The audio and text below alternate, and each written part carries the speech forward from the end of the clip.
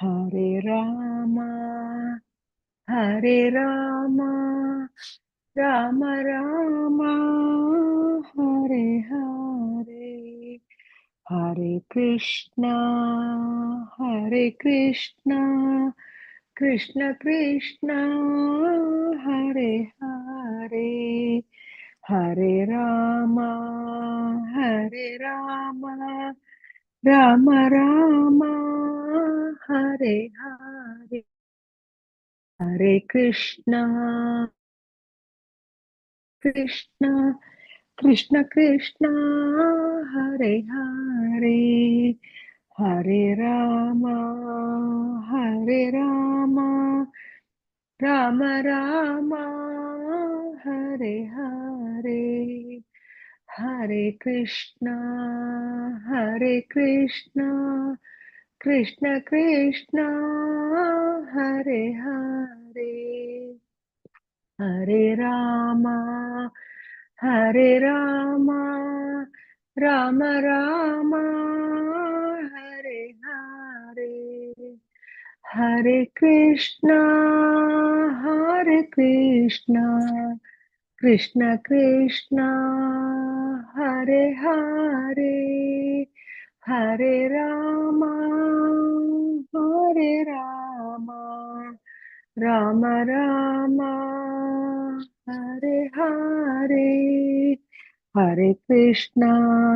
हरे कृष्णा कृष्ण कृष्ण हरे हरे हरे रामा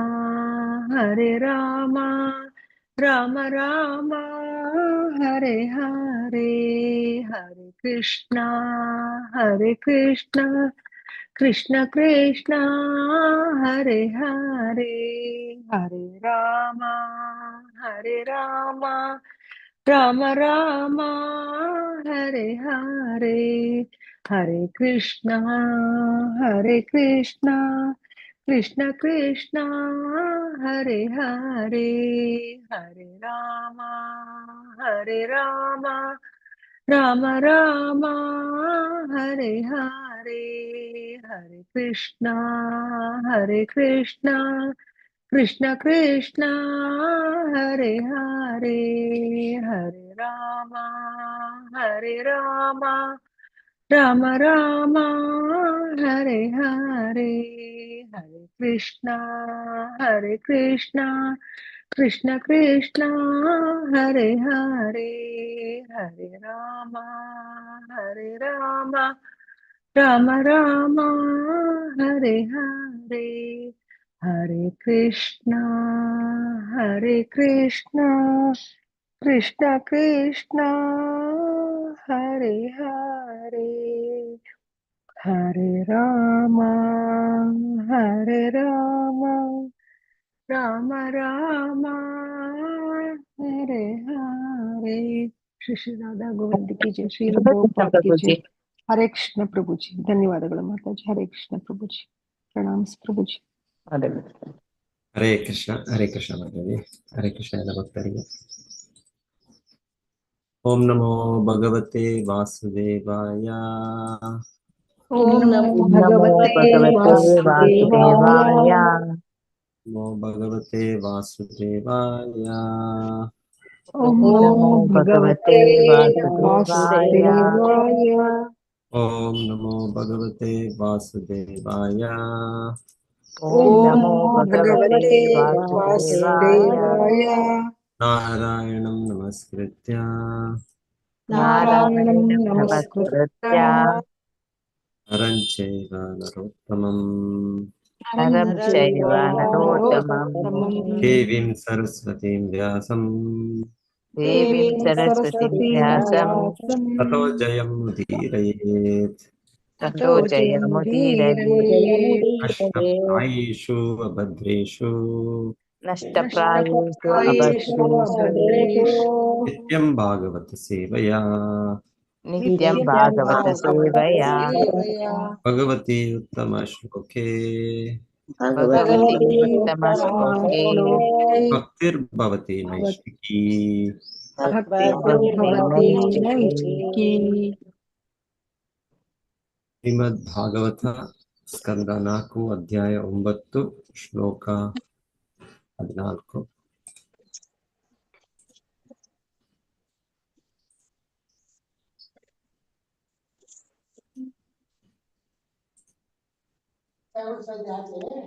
ಕಲ್ಪಾಂತದೇತದಖಿಲಂ ಜಠರೇಣ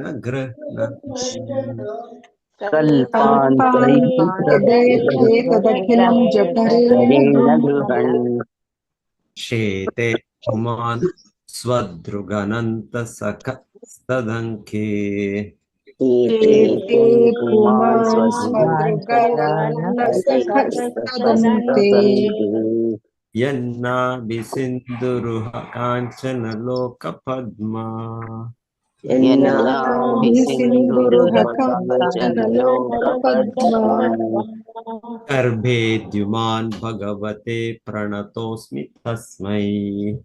ಗರ್ಭೇದ್ಯುಮಾನ್ ಭಗವತೆ ಪ್ರಣತೋಸ್ಮಿ ತಸ್ಮೈ. ಓದಿ ಇದು ಎಲ್ಲರೂ ಓದಿ ನಾವು ವಿಷಯ ಬರ್ತೇನೆ. ಹರೇ ಕೃಷ್ಣ ಪ್ರಭುಜಿ. ಕಲ್ಪಾಂತ ಏತದಖಿಲಂ ಜಠರೇಣ ಗೃಹಣನ್ ಸೀತೆ ಮುಪಾನ್ ಸುಗೃಹನ್ ಗನಂತ ಸಕಸ್ತದಂಕೆ ಯನ್ನಾಭಿಸಿಂಧುರುಹಾಂ ಕಾಂಚನ ಲೋಕ ಪದ್ಮ ಗರ್ಭೇದ್ಯುಮಾನ್ ಭಗವತೆ ಪ್ರಣತೋಸ್ಮಿ ತಸ್ಮೈ. ಹರೇ ಕೃಷ್ಣ ಪ್ರಭುಜಿ. ಹರೇ ಕೃಷ್ಣ ಗುರುಜಿ. ಕಲ್ಪಾಂತ ಏತದಖಿಲಂ ಜಠರೇಣ ಗೃಹಣನ್ ಶೇತೆ ಪುಮಾನ್ ಸ್ವದೃಗನಂತ ಸಕಸ್ತದಂಕೆ ಯನ್ನಾಭಿಸಿಂಧುರುಹ ಕಾಂಚನ ಲೋಕ ಪದ್ಮಾ ಗರ್ಭೇದ್ಯುಮಾನ್ ಭಗವತೆ ಪ್ರಣತೋಸ್ಮಿ ತಸ್ಮೈ. ಹರೇ ಕೃಷ್ಣ ಪ್ರಭುಜಿ. ಕಲ್ಪಾಂತ ಏತದಖಿಲಂ ಜಠರೇಣ ಗೃಹಾನ್ ಏತೆ ಪುಮಾನ್ ಸದೃಕ್ ಅನಂತ ಸಖ ತತ್ ಅಂಕೆ ಯತ್ನಾಭಿಸಿಂಧುರುಹ ಕಾಂಚನ ಲೋಕ ಪದ್ಮ ಗರ್ಭೆ ದ್ರುಮಾನ್ ಭಗವತೆ ಪ್ರಣತೋಸ್ಮಿ ತಸ್ಮೈ. ಹರೇ ಕೃಷ್ಣ ಪ್ರಭುಜಿ. ಹರೇ ಕೃಷ್ಣ ಪ್ರಭುಜಿ. ಕಲ್ಪಾಂತ ಏತದಖಿಲಂ ಜಠರೇಣ ಗೃಹಣನ್ ಶೇತೆ ಪುಮಾನ್ ಸ್ವದೃಗನಂತ ಸಕಸ್ತದಂಕೆ ಯನ್ನಾಭಿಸಿಂಧುರುಹ ಕಾಂಚನ ಲೋಕ ಪದ್ಮಂ ಗರ್ಭೇದ್ಯುಮಾನ್ ಭಗವತೆ ಪ್ರಣತೋಸ್ಮಿ ತಸ್ಮೈ. ಹರೇ ಕೃಷ್ಣ ಪ್ರಭುಜಿ, ಧನ್ಯವಾದಗಳು. ಹರೇ ಕೃಷ್ಣ ಪ್ರಭುಜಿ. ಕಲ್ಪಾಂತ ಏಕದಖಿಲಂ ಜಠರೇಣ ಗೃಹಣಾನ್ ಶೇತೆ ಪುಮಾನ್ ಸದೃಗನಂತ ಸಕಸ್ತದಂಕೆ ಯನ್ನಾಭಿಸಿಂಧುರಃ ಕಾಂಚನ ಲೋಕ ಪದ್ಮಾ ಗರ್ಭೇದ್ಯುಮಾನ್ ಭಗವತೆ ಪ್ರಣತೋಸ್ಮಿ ತಸ್ಮೈ. ಹರೇ ಕೃಷ್ಣ ಗುರುಜಿ, ಧನ್ಯವಾದಗಳು. ಹರೇ ಕೃಷ್ಣ.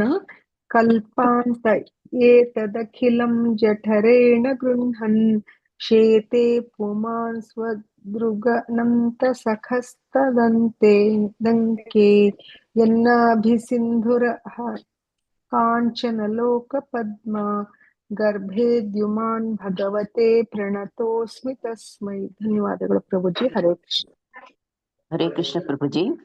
ಕಲ್ಪಾಂತ ಏತದಖಿಲಂ ಜಠರೇಣ ಗೃಹಣನ್ ಶೇತೆ ಪುಮಾನ್ ಸದೃಶ ಅನಂತ ಸಕಸ್ತದಂಕೆ ಯನ್ನಾಭಿಸಿಂಧುರುಹ ಕಾಂಚನ ಲೋಕ ಪದ್ಮಾ ಗರ್ಭೇದ್ಯುಮಾನ್ ಭಗವತೆ ಪ್ರಣತೋಸ್ಮಿ ತಸ್ಮೈ. ಧನ್ಯವಾದಗಳು ಪ್ರಭುಜಿ. ಹರೇ ಕೃಷ್ಣ.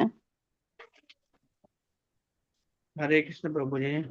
ಕಲ್ಪಾಂತ ಏತದಖಿಲಂ ಜಠರೇಣ ಗೃಹಣನ್ ಶೇತೆ ಪುಮಾನ ಸ್ವದ್ಗನಂತ ಸಕಸ್ತದಂಕೆ ಯನ್ನಾಭಿಸಿಂಧುರುಹ ಕಾಂಚನ ಲೋಕ ಪದ್ಮ ಗರ್ಭೆ ಧಿಮಾನ ಭಗವತೆ ಪ್ರಣತೋಸ್ಮಿ ತಸ್ಮೈ.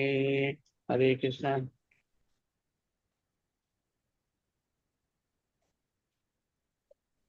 ಕಲ್ಪ ಅಂತೆ. ಕಲ್ಪ ಅಂತೆ. ಕಲ್ಪಗಳ ಕೊನೆಯಲ್ಲಿ. ಕಲ್ಪಗಳ ಕೊನೆಯಲ್ಲಿ ಏತತ್ ಈ ವಿಶ್ವವನ್ನು ಏತತ್ ಈ ವಿಶ್ವವನ್ನು ಅಖಿಲಂ ಎಲ್ಲ ಅಖಿಲಂ ಅಖಿಲಂ ಎಲ್ಲ ಜಠರೇಣ ಉದರದೊಳಗೆ, ಜಠರೇಣ ಉದರದೊಳಗೆ, ಗೃಹಣನ್ ಹಿಂದಕ್ಕೆ ಎಳೆದುಕೊಂಡು, ಗೃಹನ್ ಹಿಂದಕ್ಕೆ ಎಳೆದುಕೊಂಡು, ಶೇತೆ ಮಲಗುತ್ತಾನೆ, ಶೇತೆ ಮಲಗುತ್ತಾನೆ, ಪುಮಾನ್ ಪರಮಪುರುಷನು, ಪುಮಾನ್ ಪರಮಪುರುಷನು, ಸ್ವದೃಕ್ ತನ್ನನ್ನೇ ನೋಡುತ್ತಾ, ಸ್ವದೃಕ್ ತನ್ನನ್ನೇ ನೋಡುತ್ತಾ, ಅನಂತ ಅನಂತನಾದ ಶೇಷನ, ಅನಂತನಾದ ಶೇಷನ, ಸಖಃ ಒಡಗೂಡಿ, ಸಖಃ ಒಡಗೂಡಿ, ತತ್ ಅಂಕೆ ಅವನ ಮಡಿಲಲ್ಲಿ, ಅವನ ಮಡಿಲಲ್ಲಿ, ಯತ್ ಯಾರ, ಯಾರ, ನಾಭಿ ಹೊಕ್ಕಳಿನ, ಹೊಕ್ಕಳಿನ, ಸಿಂಧು ಸಾಗರದಿಂದ, ಸಿಂಧು ಸಾಗರದಿಂದ, ರುಹ ಮೊಳೆತ, ರುಹ ಮೊಳೆತ, ಕಾಂಚನ ಚಿನ್ನದ, ಚಿನ್ನದ, ಲೋಕ ಲೋಕವೆಂಬ, ಲೋಕವೆಂಬ, ಪದ್ಮ ಕಮಲದ, ಕಮಲದ, ಗರ್ಭೆ ವಲಯದಲ್ಲಿ, ವಲಯದಲ್ಲಿ, ದ್ಯುಮಾನ್ ಬ್ರಹ್ಮದೇವನು, ಬ್ರಹ್ಮದೇವನು, ಭಗವತೆ ದೇವೋತ್ತಮ ಪರಮಪುರುಷನಿಗೆ, ದೇವೋತ್ತಮ ಪರಮಪುರುಷನಿಗೆ, ಪ್ರಣತಃ ನಮಸ್ಕರಿಸುತ್ತಾ, ನಮಸ್ಕರಿಸುತ್ತಾ, ಅಸ್ಮಿ ನಾನು ಇದ್ದೇನೆ, ನಾನು ಇದ್ದೇನೆ, ತಸ್ಮೈ ಆ,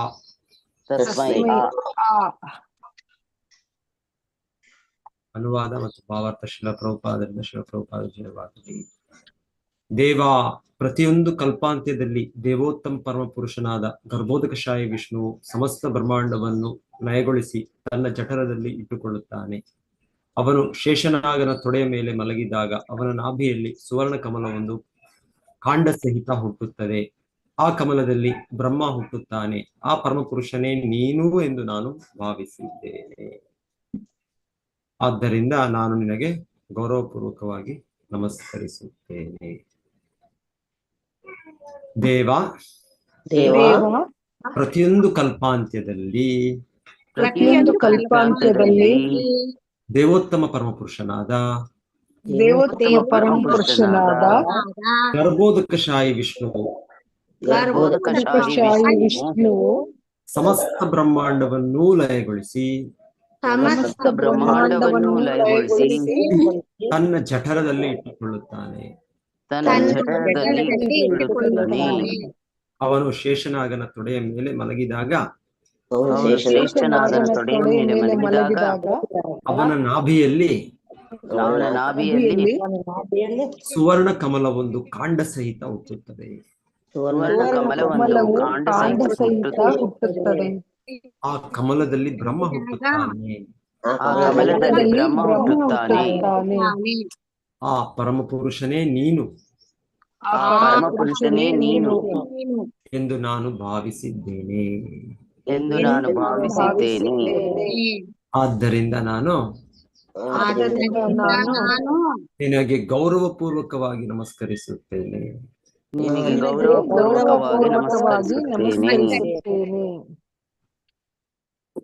ಪ್ರವೀಣ ಮಾತಾಜಿ ಓದಿ. ಹರೇ ಕೃಷ್ಣ. ಹರೇ ಕೃಷ್ಣ ಮಾತಾಜಿ, ಓದ್ತೀನಿ ಮಾತಾಜಿ. ನಾನು ಚಶ್ಮಾ ತಗೋತೀನಿ.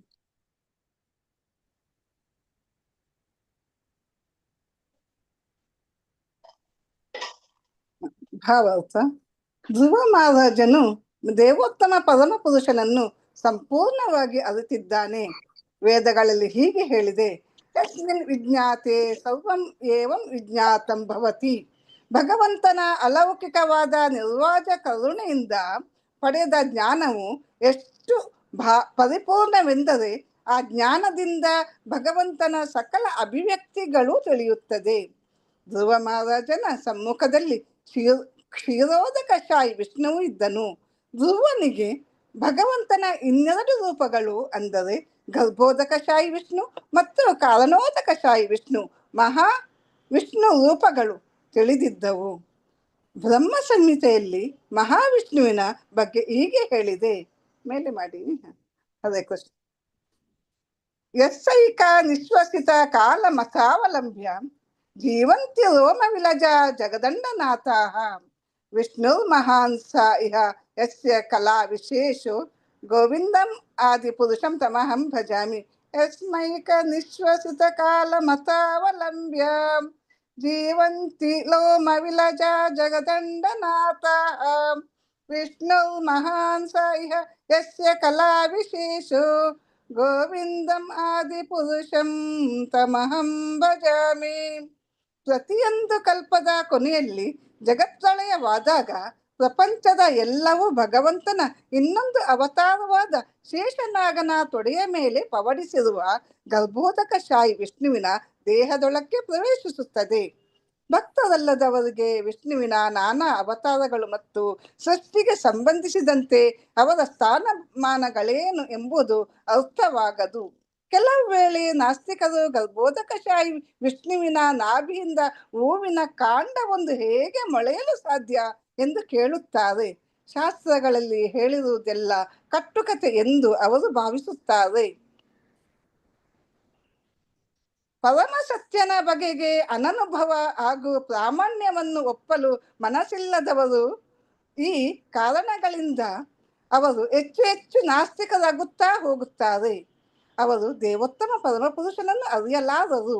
ಆದರೆ ಧ್ರುವ ಮಹಾರಾಜನಂತಹ ಸದ್ಭಕ್ತನು ಪರಮ ಪ್ರಭುವಿನ ಅನುಗ್ರಹ ಬಲದಿಂದ ಭಗವಂತನ ಎಲ್ಲ ಅಭಿವ್ಯಕ್ತಿಗಳನ್ನು ಅವುಗಳ ವಿಭಿನ್ನ ಸ್ವರೂಪಗಳನ್ನು ಬಲ್ಲನು.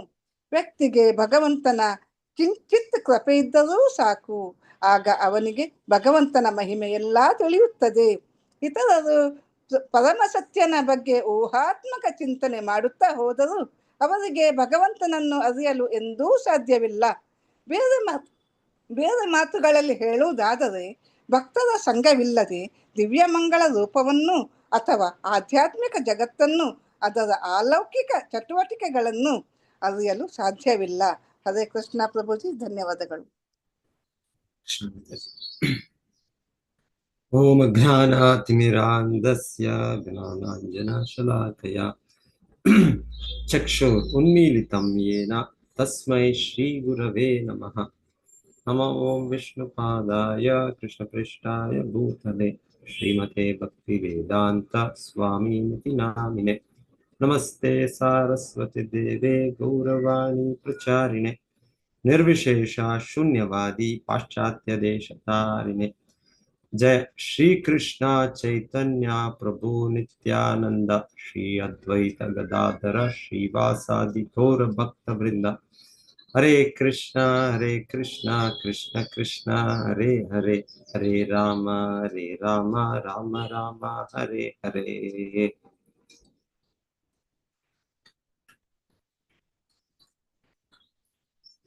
कल्पान्तदे तदखिलं जठरेण गृह्णन् शेते पुमान् स्वदृग अनन्तसक स्तदङ्के यन् नाभि सिन्धु रुह काञ्चन लोक पद्म गर्भे द्युमान् ಭಗವತೆ ಪ್ರಣತೋ ಅಸ್ಮಿ ತಸ್ಮೈ.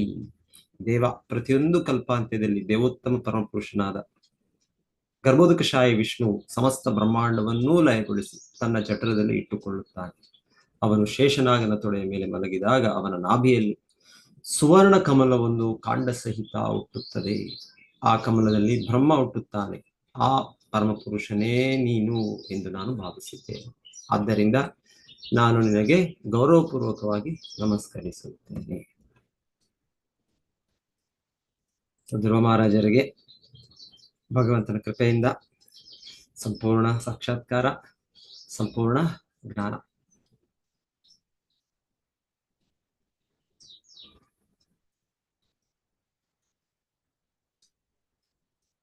ಸೊ ಈ ಭಗವಂತನ ಕೃಪೆಯಿಂದ ನಮಗೆ ಈ ಜ್ಞಾನ ಸಿಗುತ್ತೆ. ಇಲ್ಲಾಂದ್ರೆ ಇಲ್ಲ, ಇದು ನಮ್ಮ ಪ್ರಯತ್ನದಿಂದ ಆಗೋದಿಲ್ಲ. ನಮ್ಮ ಪ್ರಯತ್ನದಿಂದ, ನಮ್ಮ ಇಂದ್ರಿಯ ಶಕ್ತಿಯಿಂದ, ನಮ್ಮ ಇಂದ್ರಿಯಗಳಿಂದ, ನಮ್ಮ ಮನಸ್ಸಿನಿಂದ, ನಮ್ಮ ಬುದ್ಧಿಯಿಂದ, ಇನ್ನೇ ನಮ್ಮ ಸಾಮರ್ಥ್ಯಗಳಿಂದ ಸೊ ನಮಗೆ ಭಗವಂತನ ಈ ದಿವ್ಯ ಅಸ್ತಿತ್ವವನ್ನು ತಿಳ್ಕೊಳ್ಳಿಕ್ಕೆ ಅಸಾಧ್ಯ. ಅಥಾಪಿ ತೇ ದೇವ ಪದಾಂಬುಜದ್ವಯಂ ಪ್ರಸಾದ ಲೇಶಾನು ಗ್ರಹೀತ ಏವೈ ಜಾನಾತಿ ತತ್ವಂ ಭಗವನ್ ಮಹಿಮ್ನೋ ನಚಾನ್ಯ ಏಕೋಪಿ ಚಿರಂ ವಿಚಿನ್ವನ್. ಹೇಳೋದು ಅಥಾಪಿ ತೇ ದೇವ ಪದಾಂಬುಜದ್ವಯ. ಸೊ ಪದಾಂಬುಜ ಭಗವಂತನ ಪಾದಕಮಲಗಳು, ಪದಾಂಬುಜದ್ವಯ ಎರಡು ಪಾದಗಳು, ದ್ವಯಂ. ತಾಪಿ ತೇ ದೇವ ಭಗವಂತನೇ ಕೃಷ್ಣನೇ ನಿನ್ನ ಪಾದಕಮಲಗಳು. ಪಾದಾಂಬುಜದ್ವಯಂ ಪ್ರಸಾದ ಲೇಷ. ಪ್ರಸಾದ ಲೇಷ ಅಂದ್ರೆ ಲೇಷ ಅಂದ್ರೆ ಸ್ವಲ್ಪವೇ ಸ್ವಲ್ಪ. ಸೊ ಅವನ ಈ ಪಾದ ಪದ್ಮಗಳು, ದಿವ್ಯ ಪಾದಗಳು, ಸೊ ಅದರ ಕೃಪೆ, ಅವನ ಕೃಪೆ. ಸೊ ಅವನ ಪಾದಗಳ ಕೃಪೆ. ಸೊ ಲೇಷ ಸ್ವಲ್ಪ ಪ್ರಸಾದ ಲೇಷ ಅನುಗ್ರಹ. ಪ್ರಸಾದ ಲೇಷ ಅನುಗ್ರಹ. ಸೊ ಅವಾಗ ಆ ಅನುಗ್ರಹ ಭಗವಂತನ ಕೃಪೆಯಿಂದ ಸಿಕ್ಕಿದಾಗ ಶ್ಲೋಕ ಕೂಡ ಶೇರ್ ಮಾಡ್ತೀನಿ. ಪ್ರಸಾದ ಲೇಷ ಅನುಗ್ರಹಿ ಜಾನಾತಿ ತತ್ವಂ ಭಗವನ್ ಮಹಿಮ್ನೋ. ಜಾನಾತಿ ತತ್ವಂ, ಈ ತತ್ವ ಭಗವಂತನ ತತ್ವ, ಈ ಭಗವಂತನ ರೂಪ, ಭಗವಂತನ ನಾಮ, ಭಗವಂತನ ಲೀಲೆಗಳು, ಭಗವಂತನ ಚಟುವಟಿಕೆಗಳು ಎಲ್ಲವೂ ಕೂಡ ಅಲೌಕಿಕವಾದದ್ದು.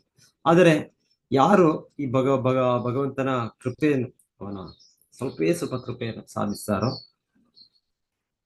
ಅವರಿಗೆ ಆಗತ್ತೆ. ಏನಾಗುತ್ತೆ ಅವ್ರಿಗೆ ಜಾನಾತಿ ತತ್ವಂ ಭಗವನ್ ಮಹಿಮ. ಭಗವಂತನ ಮಹಿಮೆಗಳು ಅವರಿಗೆ ಅರ್ಥ ಆಗುತ್ತೆ.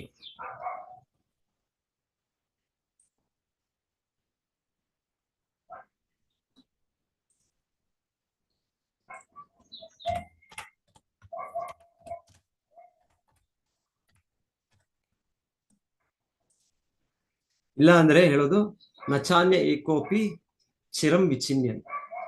ಇದು ಭಾಗವತದಲ್ಲಿ ಬರೋದು ಶ್ಲೋಕ. ಬಹಳ ಕಡೆ ಪ್ರಭುಪಾದರು ಹೇಳ್ತಾ ಇದ್ದಾರೆ. ಭಾಗವತ 10ನೇ ಅಧ್ಯಾಯ 10ನೇ ಸ್ಕಂದ 14ನೇ ಅಧ್ಯಾಯ 29ನೇ ಶ್ಲೋಕ.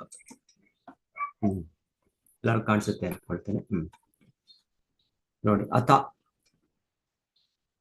ಸೊ ಯಾರಾದರೂ ಭಗವಂತನ ಸ್ವಲ್ಪ ಅವನ ದಿವ್ಯ ಪಾದಗಳ ಕೃಪೆಯನ್ನು ಪಡ್ಕೊಂಡ್ರೆ ಅವರಿಗೆ ಭಗವಂತನ ಗುಣ ಮಹಾತ್ಮೆ ಅರ್ಥ ಆಗುತ್ತೆ, ಅವನ ದಿವ್ಯ ಅಸ್ತಿತ್ವ ಅರ್ಥ ಆಗುತ್ತೆ. ಆದರೆ ಯಾರಾದರೂ ಅವರ ಒಂದು ಚಿಂತನೆಯಿಂದ, ಅವರ ಬುದ್ಧಿಯಿಂದ, ಅವರ ಮನಸ್ಸಿನಿಂದ ಅವರು ತಿಳ್ಕೊಳ್ಬೇಕು ಅಂದ್ರೆ ಅವರು ಎಷ್ಟೆಷ್ಟೋ ಚಿರಂ ವಿಚಿನ್ವನ್ ಅಂದ್ರೆ ಚಿಂತನೆ, ಚಿರಂ ಅಂದ್ರೆ ಚಿರಂಜೀವಿ ಕೇಳ್ತೀವಿ. ಚಿರಂಜೀವಿ ಏನೋ ತುಂಬಾ ದೊಡ್ಡ ಕಾಲ. ಸೊ ಚಿರಂ, ಅವರೆಷ್ಟೇ ವರ್ಷಗಳ ಕಾಲ ಅವರು ಪ್ರಯತ್ನ ಪಟ್ಟರು ಕೂಡ ಸಾಧ್ಯ ಇಲ್ಲ. ಆದರೆ ದೊಡ್ಡದಲ್ಲ.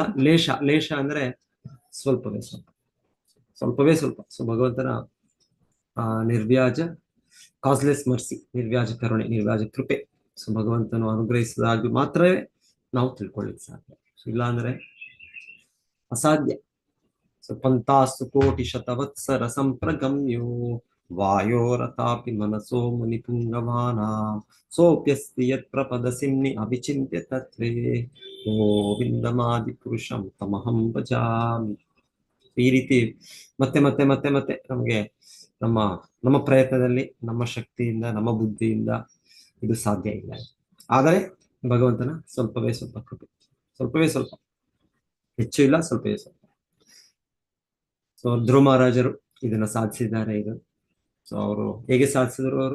ಅವ್ರು ಸಾಧಿಸಿದ್ದು ಮೊದಲಿಗೆ ಅವರ ತಾಯಿಯ ಸರಿಯಾದ ಮಾರ್ಗದರ್ಶನ, ನಂತರ ನಾರದ ಮಹರ್ಷಿಗಳ ಸರಿಯಾದ ಮಾರ್ಗದರ್ಶನ. ಸೊ ಅವರ ಮಾರ್ಗದರ್ಶನ ಕೊಟ್ಟರು. ಸೊ ಇವರು ಅದನ್ನ ಅಷ್ಟು ವಿಧೇಯರಾಗಿ ಅವರು ಆ ನಿಯಮಗಳನ್ನು ಪಾಲನೆ ಮಾಡಿದ್ರು. ಸೊ ಹಾಗಾಗಿ ಇವರಿಗೆ ಪರಿಪೂರ್ಣತೆ ಸಿಕ್ತು. ಅವ್ರಿಗೆ ಭಗವಂತನ ದಿವ್ಯ ದರ್ಶನ ಆಗ್ತಾ ಇದೆ. ಭಗವಂತನ ದಿವ್ಯ ದರ್ಶನ ಆಗುವಾಗ ಅವರು ಭಗವಂತನ ಬೇರೆ ಇತರ ಅಭಿವ್ಯಕ್ತಿಗಳು, ಭಗವಂತನ ನಾನಾ ರೂಪಗಳು, ಸಾದರ ಇದನ್ನು ಕೂಡ ಇಲ್ಲಿ ಹೇಳೋ ಹಾಗೆ ಅದು ಅವ್ರು ಹೇಳ್ತಾರೆ, ಅದು ನೀನೇ. ಅದು ಆ ಗರ್ಭೋದಕಶಾಹಿ ವಿಷ್ಣು ಅಂತ ಏನ್ ಕೇಳ್ತೇವೆ, ಮಹಾವಿಷ್ಣು ಅಂತ ಏನ್ ಕೇಳ್ತೇವೆ, ಅದು ಕೂಡ ನೀನೇ. ಆ ನಿನ್ನ ರೂಪಗಳು ಇವಾಗ ನೀನು ವ್ಯಕ್ತವಾಗಿ ರೂಪಕ್ಕೆ ಏನು ವ್ಯತ್ಯಾಸ ಇಲ್ಲ. ಸೊ ಭಗವಂತನ ಒಂದು ರೂಪಕ್ಕೆ ಇನ್ನೊಂದು ರೂಪಕ್ಕೆ ಅವನೇ ಆ ವ್ಯಕ್ತಿ. ಅದ್ವೈತಂ ಅಚ್ಯುತಂ ಅನಾದಿಂ ಅನಂತ ರೂಪ.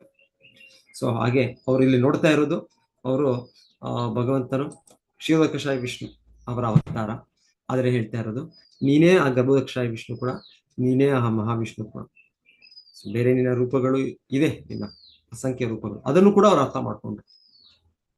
ಸೊ ಭಗವಂತನನ್ನು ಅರ್ಥ ಮಾಡ್ಕೊಳ್ಳೋದಂದ್ರೆ ಇಲ್ಲಿ ಹೇಳೋಗೆ ಎಲ್ಲವನ್ನೂ ಅರ್ಥ ಮಾಡ್ಕೊಳ್ಳೋದು, ಎಲ್ಲವನ್ನು, ಅವನ ಇತರ ಅಭಿವ್ಯಕ್ತಿಗಳು.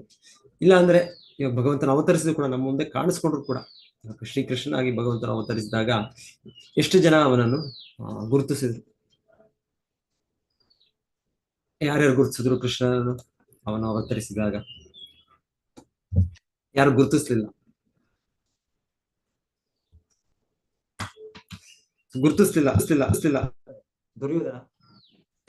ದುರ್ಯೋಧನನಿಗೆ ನೋಡ್ತಾನೆ ಇದ್ದಾನೆ ಕೃಷ್ಣನ ಚಟುವಟಿಕೆ, ಆದ್ರೂ ಕೂಡ ಹೇಳ್ತಾರೆ ಅವನು ಗುರುತಿಸಿಲ್ಲ. ಕೊನೆಗೆ ಆ ಯುದ್ಧದ ಮುಂಚೆ, ಮಹಾಭಾರತ ಯುದ್ಧ ಮುಂಚೆ ಕೂಡ ಕೃಷ್ಣನು ಬಂಧಿಸಕ್ಕೆ ಪ್ರಯತ್ನ ಪಟ್ಟ. ಕೃಷ್ಣ ಅಲೌಕಿಕ ಚಟುವಟಿಕೆ ನಡೀತಾ ಇದೆ, ಆದರೆ ಅವನು ಅದನ್ನು ಗುರುತಿಸ್ತಾ ಇಲ್ಲ. ಕೃಷ್ಣನು ಒಂದು ಮಿನಿ ವಿಶ್ವರೂಪ. ಇನ್ನು ವಿಶ್ವರೂಪ ಹೇಗೆ ಭಗವದ್ಗೀತೆಯಲ್ಲಿ ಕೃಷ್ಣ ತೋರಿಸಿದ ಅರ್ಜುನನಿಗೆ, ಅದೇ ರೀತಿಯಲ್ಲಿ ಆ ಯುದ್ಧ ಇದ್ರ ಮುಂಚೆ ಕೃಷ್ಣನು ಒಂದು ರಾಜಿಗೆ ಹೋದಾಗ ಅವಾಗ ಕೂಡ ತನ್ನ ಒಂದು ಚಿಕ್ಕ ಇದಾಗಿ ವಿಶ್ವರೂಪ ತೋರಿಸಿದ. ಅವಾಗ ದುರ್ಯೋಧನ ಹೇಳೋದು, ಇವನೊಬ್ಬ ಮೆಜಿಷಿಯನ್, ಜಾದೂಗರ್, ಇವನನ್ನು ಬಂಧಿಸಿ. ಸೊ ಅವ್ರ ಕರ್ಣ ಮತ್ತೆ ದುರ್ಯೋಧನ ಎಲ್ಲ ಕೃಷ್ಣನೇ ಬಂಧಿಸ್ಲಿಕ್ಕೆ ಪ್ರಯತ್ನ. ಸೊ ಹೀಗೆ ಅವರಲ್ಲಿ ಭಕ್ತಿ ಇಲ್ಲ, ಅವರಲ್ಲಿ ಕೃಷ್ಣನ ಮೇಲೆ ಕೃಷ್ಣ ಕೃಪೆ ಸಿಕ್ಕಿಲ್ಲ ಅವ್ರಿಗೆ. ಸೊ ಆಗಿರುವಾಗ ಕೃಷ್ಣನೇ ಕಾಣಿಸ್ಕೊಂಡು ಕೃಷ್ಣನೇ ಎದುರಾಗಿ ಬಂದ್ರು ಕೂಡ ಅವರನ್ನು ಕೃಷ್ಣನನ್ನ ದ್ವೇಷಿಸ್ತಾರೆ, ಕೃಷ್ಣನನ್ನು ಬಂಧಿಸಕ್ಕೆ ಪ್ರಯತ್ನ ಪಡ್ತಾರೆ, ಕೃಷ್ಣನ ಕೊಲ್ಲಲಿಕ್ಕೆ ಪ್ರಯತ್ನ ಪಡ್ತಾರೆ. ಶಿಶುಪಾಲನೂ ಹಾಗೆ, ಕೃಷ್ಣನಲ್ಲೇ ತಪ್ಪುಗಳು ನೋಡಿ, ಭಗವಂತನಲ್ಲಿ ಏನು ತಪ್ಪುಗಳಿಲ್ಲ, ಭಗವಂತನ ಪರಿಪೂರ್ಣ ವ್ಯಕ್ತಿ. ಸೊ ಭಗವಂತನಲ್ಲೇ ಅವರು ತಪ್ಪು ಅನ್ಕೊಂಡಿರ್ತಾರೆ.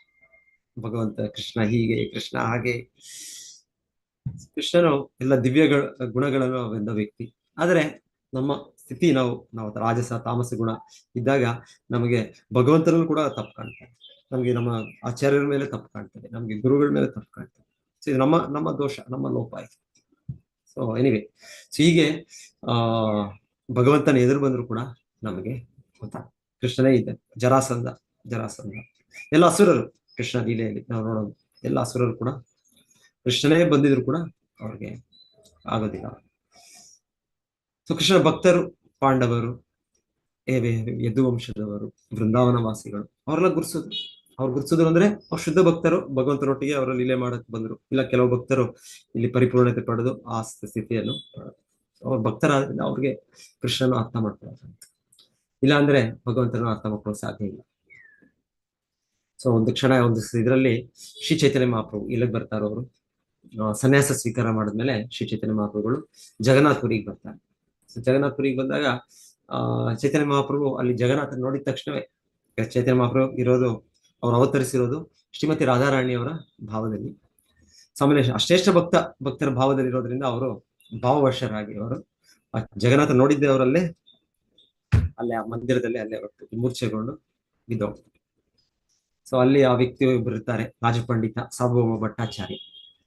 ಎಷ್ಟೋ ಜನ ಇರ್ತಾರೆ ಅಲ್ಲಿರೋ, ಬೇರೆಯವರೆಲ್ಲ ಸಾಮಾನ್ಯ ಜನರು ಅನ್ಕೊಳ್ತಾರೆ, ಓ ಚೈತನ್ಯ ಮಹಾಪ್ರಭು ಇವರು ಒಂದು ಭಾವುಕರು, ಏನೋ ಬಂದಿದ್ದಾರೆ, ಎಲ್ಲ ಏನೋ ಒಂದು ಅವ್ರ ದೇವ್ರ ಮೇಲೆ ಅಷ್ಟು ಪ್ರೀತಿ ಇದೆ, ಪ್ರೇಮ ಇದೆ, ಭಕ್ತಿ ಇದೆ ತೋರಿಸ್ಕೊಳ್ತಾ ಇದ್ದಾರೆ. ಆ ರೀತಿಯಲ್ಲಿ ದೇವ್ರು ನೋಡಿ ಅಲ್ಲಿ ಕುಸಿದು ಬಿದ್ದವರು.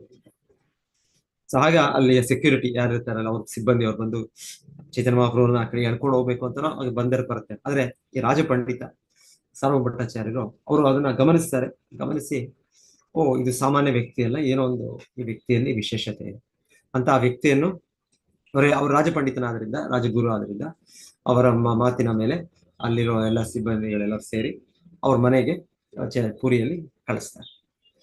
ನಂತರ ಚೈತನ್ಯ ಮಹಾಪ್ರಭು ಅಲ್ಲಿ ಮೂರ್ಛೆ ಸ್ಥಿತಿಯಲ್ಲೇ ಇದ್ದಾರೆ. ಸೊ ಇವರು ನೋಡ್ತಾರೆ, ಈ ವ್ಯಕ್ತಿ ನಿಜವಾಗ್ಲೂ ಈ ರೀತಿ ಒಂದು ಸಮಾಧಿ ಸ್ಥಿತಿಯಲ್ಲಿ ಇದ್ದಾರ. ವೇದಶಾಸ್ತ್ರಗಳಲ್ಲಿದೆ, ಅದರ ಸಮಾಧಿ ಸ್ಥಿತಿಯಲ್ಲಿ ವ್ಯಕ್ತಿ ತನ್ನ ದೇಹದ ಭಾವನೆಯಿಂದ ಹೊರಗಿದ್ದು ಅವರು ಈ ಲೋಕದಲ್ಲಿದ್ರು, ಈ ಲೋಕದಲ್ಲಿ ಇರೋದಿಲ್ಲ. ಚೈತನ್ಯ ಮಹಾಪ್ರಭು ಆ ರೀತಿಯ ಒಂದು ವ್ಯಕ್ತಿತ್ವ, ಆ ರೀತಿಯ ಒಂದು ಅವರ ಇದು. ಸೊ ಇವ್ರು ನೋಡ್ತಾರೆ, ಎಲ್ಲ ಟೆಸ್ಟ್ ಮಾಡ್ತಾರೆ, ನಿಜವಾಗ್ಲೂ ಈ ವ್ಯಕ್ತಿ ಆ ರೀತಿ ಒಂದು ಸಮಾಧಿ ಸ್ಥಿತಿಯಲ್ಲಿ ಇದ್ದಾರಾ, ಈ ದೇಹದ ಭಾವದಿಂದ ಹೊರಗಿದ್ದಾರಾ, ಇಲ್ಲಾಂದ್ರೆ ಕೇವಲ ನಟನೆ ಮಾಡ್ತಾ ಇದ್ದಾರಾ, 4 ಜನರಿಂದ ಚಪ್ಪಾಳೆ ಪಡಿಲಿಕ್ಕೆ ನಾನೊಬ್ಬ ದೊಡ್ಡ ಭಕ್ತನು, ನಾನೊಬ್ಬ ದೊಡ್ಡ ಆಧ್ಯಾತ್ಮಿಕವಾದಿ, ನಾನು ಆತ್ಮಸಾಕ್ಷಾತ್ಕಾರ ಪಡೆದವನು. ಸೊ ಈ ರೀತಿ ಅಂತ ಅವರು ವೈಜ್ಞಾನಿಕವಾಗಿ ವೇದಶಾಸ್ತ್ರದ ಪ್ರಕಾರ ಟೆಸ್ಟ್ ಮಾಡ್ತಾರೆ. ಆ ಟೆಸ್ಟಿಂಗ್ ಮಾಡೋದನ್ನ ಹೇಳ್ತಾರೆ. ಒಂದು ಟೆಸ್ಟ್ ಅಂದ್ರೆ ಇನ್ನೊಂದು ಚೈತನ್ಯ ಮಹಾಪ್ರಭು ದೇಹದ ಹೇಗಿರುತ್ತೆ, ಲಕ್ಷಣ ಹೇಗಿರುತ್ತೆ ಅಂದ್ರೆ ಆಲ್ಮೋಸ್ಟ್ ಒಂದು ಸತ್ತ ಹೆಣ ತರನೇ ಇರುತ್ತೆ. ಯಾರು ನಿಜವಾಗ್ಲೂ ಯಾರೋ ಮೃತದೇಹನೇನೋ ಅನ್ಕೊಳ್ಬೇಕು, ಆ ರೀತಿ ಕೂಡ ಆಲ್ಮೋಸ್ಟ್ ಆ ರೀತಿಯ ಒಂದು ಏನು ಒಂದು ಸ್ತಬ್ಧವಾಗಿ ಒಂದು ದೊಡ್ಡ ಉಸಿರಾಟವಿಲ್ಲದೆ ಇರುತ್ತೆ. ಸೊ ಹೇಳ್ತಾರೆ ಆಗ ಅವ್ರು ನೋಡ್ತಾರೆ, ಆದ್ರೆ ಏನೋ ಒಂದು ಕಾಟನ್ ಇದನ್ನು ಅವರ ಮೂಗಿನ ಹತ್ರ ತಂದಾಗ ಸ್ವಲ್ಪ ಅದರ ಮೂಮೆಂಟ್, ಚಲನೆ. ಸೊ ಅದರಿಂದ ಏನಂದ್ರೆ ಅವರ ಶ್ವಾಸ ಆಗ್ತಾ ಇದೆ, ಅವರು ಬದುಕಿದ್ದಾರೆ ಅವರ. ಸೊ ಎನಿವೆ, ಇಲ್ಲಾಂದ್ರೆ ಪಲ್ಸ್ ಇದು ನೋಡಿದ್ರೆ ಡಾಕ್ಟರ್ ನೋಡ್ತಾರೆ, ಸರ್ ಇದು ಅವರು ಇನ್ನ ಪಲ್ಸ್ ಇದೆಯಾ ಇಲ್ವಾ ಅಂತಲ್ಲ, ತುಂಬಾ ಮೆಲ್ಲಾಗಿ, ಆಲ್ಮೋಸ್ಟ್ ಇಲ್ಲ ಅಂತ ಹೇಳುವೆಲ್ಲ ನಿಂತೋದಾಗ ಅನ್ಸುತ್ತೆ. ಸೊ ಯಾರು ಡಾಕ್ಟರ್ ಬಂದು ಟೆಸ್ಟ್ ಮಾಡಿದ್ರೆ ಆಯ್ತು ಸತ್ತೋಗಿದ್ದಾರೆ ಅಂತ ಹೇಳ್ಕೊಳ್ಳೋದು ಇಲ್ಲ, ಆದ್ರೂ ಸ್ವಲ್ಪ ಮೂವ್ಮೆಂಟ್ ಇದೆ. ಎಷ್ಟೋ ಸಲ ಡಾಕ್ಟರ್ ಗೊತ್ತಾಗೋದಿಲ್ಲ ಅಂದ್ರೆ ಅವರು ನಮ್ಮ ICU ಹಾಕ್ಬಿಟ್ಟು ಅಲ್ಲಿ ಆಗ್ಲೇ ಸತ್ತೋಗಿರ್ತಾರೆ, ಆತ್ಮ ಬಿಟ್ಟು ಹೋಗ್ಬಿಟ್ಟಿರುತ್ತೆ, ಆದ್ರೆ ಅವ್ರಿಗೆ ಅದು ಸಾವಾಗಿದೆ ಅಂತ ಗೊತ್ತಿಲ್ಲ. ಸೊ ಅವರು ಇನ್ನ ಸ್ವಲ್ಪ ದಿವಸ ಅವ್ರ ಒಳ್ಳೆ ಉದ್ದೇಶದಿಂದನೋ ಕೆಟ್ಟ ಉದ್ದೇಶದಿಂದನೋ ಎಲ್ಲ ರೀತಿಯ ಜನ ಇರ್ತಾರೆ, ಎಲ್ಲ ಕಡೆ ಒಂದೇ ರೀತಿ ಇರೋದಿಲ್ಲ. ಕೆಲವು ಜನ ನಿಜವಾಗ್ಲೂ ಬದುಕೋ ಚಾನ್ಸ್ ಇರುತ್ತೇನೋ ಅಂತ ಡಾಕ್ಟರ್ಗಳು ಇದ್ದಾರೆ. ಇಲ್ಲ ಕೆಲವು ಡಾಕ್ಟರ್ಗಳು ಇಲ್ಲ ಒಂದು ಅವಕಾಶ ಸಿಕ್ತು ನಮ್ಗೆ, ನಾವು ಇದು ಇಷ್ಟು ಇನ್ವೆಸ್ಟ್ಮೆಂಟ್ ಮಾಡಿದ್ವಿ, ದೊಡ್ಡ ಮೆಷಿನ್ ಎಲ್ಲ ಕೋಟಿ ಇನ್ವೆಸ್ಟ್ಮೆಂಟ್, ಹೇಗೆ ಇನ್ನೊಂದೆರಡು ದಿವಸ ಇವರಿದ್ರೆ ಅದನ್ನ ನಾವು ಫೀಸ್ ಹಾಕ್ಬೋದು. ಎಲ್ಲಾ ತರ ಇದ್ದಾರೆ, ಒಳ್ಳೆ ಜನರು ಇದ್ದಾರೆ, ಕೆಟ್ಟ ಜನರು ಎಲ್ಲ ಕಡೆ ಇದ್ದಾರೆ, ಎಲ್ಲಾ ವರ್ಗದಲ್ಲೂ ಇದ್ದಾರೆ. ಸೊ ಏನಿವೆ, ಆದ್ರೆ ಬಹಳ ಸಲ ಗೊತ್ತಾಗೋದಿಲ್ಲ, ಪ್ರಾಮಾಣಿಕರಿದ್ರು ಅವ್ರಿಗೆ ಗೊತ್ತಾಗದೇನೂ ಇರ್ಬೋದು. ಪ್ರಾಮಾಣಿಕರಿದ್ರು ನಿಜವಾಗ್ಲೂ ಅಲ್ಲಿ ದೇಹತ್ಯಾಗ ಆಗಿದೆಯಾ, ಇಲ್ಲಾಂದ್ರೆ ಇನ್ನ ಆ ವ್ಯಕ್ತಿ ಬದುಕಿದ್ದಾನ ಅಂತ ಅವರು ಇನ್ನೂ ಒಂದೆರಡು ದಿವಸ ಪ್ರಯತ್ನ ಮಾಡ್ತಾರೆ. ಸೊ ಏನಿವೆ, ಈ ರೀತಿ ಇಲ್ಲ ಸರ್ವಭಟ್ಟಾಚಾರ್ಯರು ಅವರು ವೇದಶಾಸ್ತ್ರದಲ್ಲಿ ಇದೆ, ಅದರಿಂದ ಅವರವರು ಪರಿಣತಿ ಪಡೆದಿರೋದ್ರಿಂದ ಚೈತನ್ಯ ಮಹಾಪ್ರಭುನ ಇಲ್ಲ ಬದುಕಿದ್ದಾರೆ. ಅವರು ಸ್ವಲ್ಪ ಚಲನೆ ಇದೆ ಅಷ್ಟೇ, ಆ ಗಾಳಿ ಬರೋದು ಅವರ ಇದರಿಂದ, ಶ್ವಾಸದಿಂದ. ಸೊ ಏನಿವೆ, ಇದಾದ್ಮೇಲೆ ಅವ್ರಿಗೆ ಗೊತ್ತಿಲ್ಲ ಮತ್ತೆ ಅದನ್ನ ಏನು ಚಿಕಿತ್ಸೆ ಇದೆ, ಆಯುರ್ವೇದದಲ್ಲಿ ಚಿಕಿತ್ಸೆ ಇದೆ ವ್ಯಕ್ತಿನ ಹೇಗೆ ಮತ್ತೆ, ಆದ್ರೆ ಇವ್ರು ಏನ್ ಮಾಡೋದು ಕೂಡ ಬರೋದು. ಚೈತನ್ಯ ಮಹಾಪ್ರಭುಗೆ ಒಂದೇ ಚಿಕಿತ್ಸೆ ಅಂದ್ರೆ ಗಟ್ಟಿಯಾಗಿ ಹರೇ ಕೃಷ್ಣ ಕೃಷ್ಣ ಕೃಷ್ಣ ಹರೇ ಹರೇ, ಹರೇ ರಾಮ ರಾಮ ರಾಮ ಹರೇ, ಅದನ್ನ ಗಟ್ಟಿಯಾಗಿ ಹೇಳಿದ್ರೆ ಅವ್ರು ಚೈತನ್ಯ ಮಹಾಪ್ರಭು ಜಾಗೃತಗೊಳ್ತಾರೆ. ಸೊ ಇದು ಚೈತನ್ಯ ಮಹಾಪ್ರಭು ಲೀಲೆ, ಅವರು ಹುಟ್ಟಿದನಿಂದಲೇ ಅವ್ರು ಶುರು ಮಾಡಿದ ಲೀಲೆ. ಅವರು ಚಿಕ್ಕ ಮಗುವಾಗಿದ್ರು ಕೂಡ ಅವರು ಅಳ್ತಾ ಇದ್ರು, ಚಿಕ್ಕ ಮಗು ಅಳುತ್ತೆ, ಏನ್ ಕಾರಣಕ್ಕೆ ಅಳುತ್ತೆ ಗೊತ್ತಿಲ್ಲ. ಸೊ ಆದ್ರೆ ಯಾರಾದ್ರೂ ಹರೇ ಕೃಷ್ಣ ಅಂತ ಹೇಳ್ಬಿಟ್ರೆ ಮಗು ಶಾಂತ ಆಗುತ್ತೆ. ಸೊ ಚೈತನ್ಯ ಮಹಾಪ್ರಭು ಹೀಗೆ ಅವರ ದಿವ್ಯ ಲೀಲೆಗಳು, ಅವರ ನೆರೆಹೊರೆಯ ಚಿಕ್ಕ ಮಕ್ಕಳು ಅವರೆಲ್ಲ ಬಂದು ಚೈತನ್ಯ ಮಹಾಪ್ರಭುವಿಗೆ ಮಗುವಾಗಿದ್ದಾಗ ನಿಮಾಯ್ ಬಂದು ಅವ್ರನ್ನ ಕಿವಿಯನ್ನು ಅವರ ಇದನ್ನು ಎಲ್ಲ ತಿವಿಯೋದು, ಇದು ಮಾಡಿದ್ಮೇಲೆ ಚೈತನ್ಯ ಮಹಾಪ್ರಭು ಅಳದ್ಮೇಲೆ ಮತ್ತೆ ಇವ್ರು ಹರೇ ಕೃಷ್ಣ ಹೇಳ್ಬಿಟ್ರೆ ಮಗು ಸುಮ್ಮನೆ ಆಗ್ತದೆ. ಈ ತರ ಚೈತನ್ಯ ಮಹಾಪ್ರಭು ಬಂದದ್ದೇ ಅವತರಿಸಿದೆ ನಮಗೆ ಹರೇ ಕೃಷ್ಣ ಹೇಳಿಸೋದು.